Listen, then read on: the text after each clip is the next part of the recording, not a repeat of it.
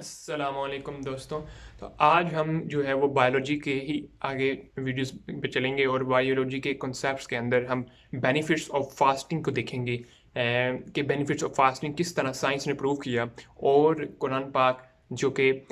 1400 years पहले इसके बारे में बताया था कुरान पाक ने, और वो आज जाके कुछ 2 साल पहले 3-4 साल पहले जब नोबेल प्राइज़ विन किया था जापान के साइंटिस्ट ने, तब ये प्रूव हुआ कि जो फास्टिंग के बेनिफिट्स हैं वो बहुत ही ज़्यादा हैं। और अगर हम देखें कि फास्टिंग के बेनिफिट्स क्या हैं, तो इसमें ये डायबिटीज़ को जो है वो कम करती है, ये कार्डियोवास्कुलर रिस्क को भी कम करती है, और कैंसर के खिलाफ ये लड़ती है, protection against cancer, reduce risk of neurological concern, inflammation सूजन को कम करती है, और लिपिड लेवल्स को बैलेंस करती है, ब्लड प्रेशर को कम करती है, reduce oxidative stress and balance weight, और हमारे वजन को कम करती है। वो किस तरह करती है कि ऑटोफैगी, यानी कि बॉडी का खुद को ही जो है ना वो ईट करना, ठीक है ना, सेल्स का। तो ये ऑटोफैगी है कि इसमें जो हमारे पास जो सेल्स होते हैं वो खुद अपने आप को जो है वो डी डिग्रेड करते हैं, और अपने आप को वो, यानी कि जो कि ऐसे डेंजरस सेल्स होते हैं वो खुद, यानी कि खा जाता है, वो खुद ही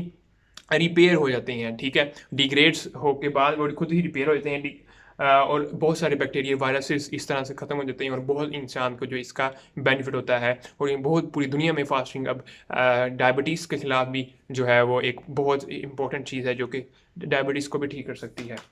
और इसमें एक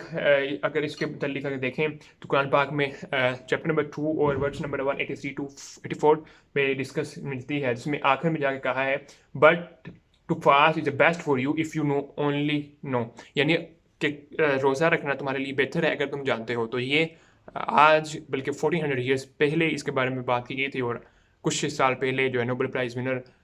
जापान के, उन्होंने ये प्रूव करके बताया कि फास्टिंग के बेनिफिट्स हैं, और इंसान जो है वो अगर फास्टिंग करे तो उसकी जो है ना एज जो है वो भी जो एजिंग का प्रोसेस है वो तो जो है वो स्लो हो जाता है, और भी बहुत सारे बेनिफिट जो मैंने आपको बताए। तो उम्मीद करता हूँ आपको ये वीडियो अच्छी लगी हो, और अगर अच्छी लगी तो लाइक कीजिएगा। अल्लाह हाफिज़।